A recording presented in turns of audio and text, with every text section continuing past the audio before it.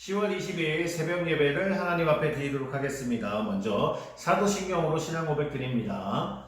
전능하사 천지를 만드신 하나님 아버지를 내가 믿사오며 그 외아들 우리 주 예수 그리스도를 믿사오니 이는 성령으로 잉태하사 동정녀 마리아에게 나시고 본디오 빌라도에게 고난을 받으사 십자가에 못 박혀 죽으시고 장사한 지 사흘 만에 죽은 자 가운데서 다시 살아나시며 하늘에 오르사 전능하신 하나님 우편에 앉아 계시다가 저희로서 산자와 죽은 자를 심판하러 오시리라.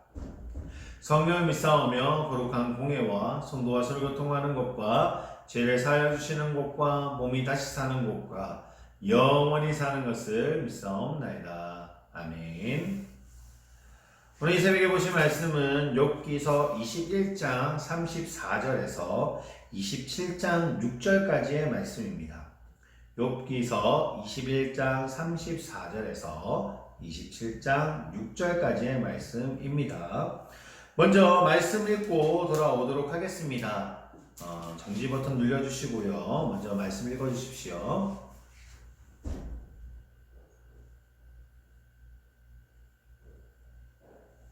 오늘 본문 말씀 먼저 보겠습니다. 오늘 본문 말씀은요, 22장 2절에서 5절까지의 말씀입니다. 욥기서 22장 2절에서 5절까지의 말씀입니다. 제가 봉독해 드리도록 하겠습니다. 사람이 어찌 하나님께 유익하게 하겠느냐? 지혜로운 자도 자기에게 유익할 따름이니라. 내가 의로운들 전능자에게 무슨 기쁨이 있겠으며 내 행위가 온전한들 그에게 무슨 이익이 되겠느냐? 하나님이 너를 책망하며 너를 신문하심이 너의 경건함 때문이냐? 내 악이 크지 아니하냐? 내 죄악이 끝이 없느니라. 아멘. 오늘 이 새벽에도 이제 욥기를 연결해서 이야기를 하고 있습니다. 오늘 우리가 보고자 했던 22장과 23장과 24장, 25장, 26장의 내용을 조금 설명을 먼저 드리고 시작하도록 하겠습니다. 22장은요, 엘리바스의 이제 세 번째 이야기입니다. 이제 다 이야기가 끝나고 다시 한번 턴이 돌아왔습니다. 엘리바스가 이제 시작으로 세 번째 이야기를 하고 있는 것이 22장입니다. 그리고 23장은 욥이 그것에 대한 반발이죠. 잘못됨을 한 번 더 이야기하고 있고요. 그 연결이 또한 24장까지 연결되어 있습니다. 25장에 와서는요, 이제 빌닷의 세 번째 또 이제 이야기. 그리고 26장은 그에 대한 욥의 대답이 적혀 있습니다. 오늘 우리는 그 중에서 22장의 말씀, 엘바스가 이야기하는 것에 대해서 좀 살펴보고자 하려고 합니다. 이제 욥기 22장에 들어오면서 이제 새 친구들의 세 번째 대화가 이제 시작이 됩니다. 주고받기 시작을 하죠. 엘리바스는요, 이미 욥과의 이야기를 통해서 두 번이나 대화를 통해서 이제 주고받게 됩니다. 그러나 엘리바스는요, 욥의 말에 그리고 마음을 기울이지 않았습니다. 근데 물론 엘리바스만 그런 것이 아니라 소발도 그랬고 빌닷도 마찬가지였습니다. 마음에 기울이지 않지요. 욥의 아픔에 전혀 공감하지 못했고 어떻게 해서든 욥을 틀렸음을 입증하고 싶어합니다. 소위 머리만 똑똑하고 사람의 모습이 그 엘리바스의 모습이 아니었을까 생각해 볼 수가 있겠죠. 엘리바스는요, 욥에게 세 번째를 말하면서 정답을 말합니다. 정말 세 번째 대화 동안 계속 아마 말씀을 보셨으면 아실 겁니다. 그들이 말한 것은 사실 틀린 것은 없습니다. 그들 말만으로 봤을 때는 틀린 게 전혀 없지요. 물론 잘못된 부분은 있었지만 자기들이 가지고 있던 전통적인 신앙의 모습에 그리고 대화 그리고 말씀을 가지고 이야기를 하기 때문에 틀린 것은 없습니다. 그런데 아주 중요한 것은 욥의 마음을 전혀 이해하지 못했다는 거죠. 자세가 잘못되었다는 겁니다. 위로자의 자세가 전혀 아니었다는 거죠. 어쨌든 봅시다. 정답을 이야기한 것이 엘리바스입니다. 그러나 그 정답은 욥에게는 정답이 될 수가 없었습니다. 엘리바스가 22장에서 두 가지의 정답을 이야기를 하거든요. 우선 첫 번째가 무엇이냐면 욥이 큰 죄인이라는 정답입니다. 당연히 죄인이겠죠. 모두 사람은 죄인이니까 그것은 당연한 정답이지요. 오늘 4절에 보면 엘르바스는 하나님이 너를 책망하시며 너를 신문하심이 너의 경건함 때문이냐라고 묻습니다. 그러면서 내 죄악이 끝이 없느니라 라고 단언하고 있습니다. 엘르바스는 욥이 죄인이라는 것을 못을 박아버리죠. 욥의 고난이 죄 때문에 일어난 것이 일이 아니라고 할지라도 욥이 죄인이라는 것은 사실이다 라고 말합니다. 비록 하나님이 욥을 의인이라고 인정해 주셨지만 그것은 하나님이 욥을 좋게 봐준 것이지 욥에게도 죄인임을 부인할 수 없는 사실이었죠. 그러면서 엘리바스는요 또한 욥에게 두 번째 정답을 제시합니다. 그것은 하나님과 화목하고 평안하라는 것입니다. 욥이 지금 죄로 인해서 고통을 당하고 있으니 하나님과의 관계, 하나님과 사이를 좋게 지내라는 겁니다. 틀린 말은 아니지요. 하나님과의 관계가 좋아야 되죠. 평안해야 됩니다. 그런데 생각해 보십시오. 지금 상황에, 욥이 지금의 상황에 하나님과 화목을 또한 사이좋게 지내는 것이 가능한 상황은 아니었습니다. 하나님과 함께하는 것은 당연한 거지요.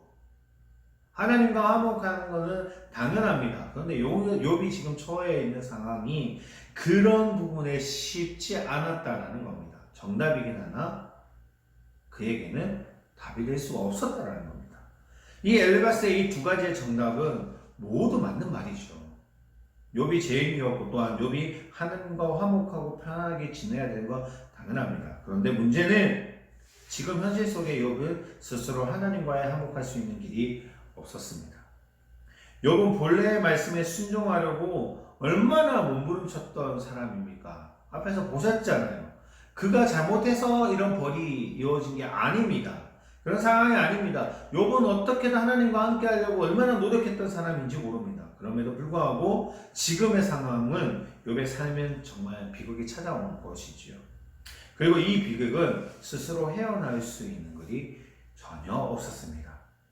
욥이 지금의 상황에서 아무리 말씀에 순종하려고 노력해도 그것이 하나님과 화목하고 평안하게 지내며 욥의 고통에서 벗어날 수 있게 해주는 것은 아니지요.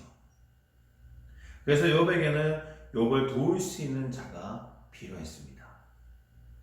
지금 당장 욥에게는 자신에게 필요할 사람이 있음에도 불구하고 그 친구가 되어줄 거라 생각했지만 사실 그렇게 될 수가 없죠.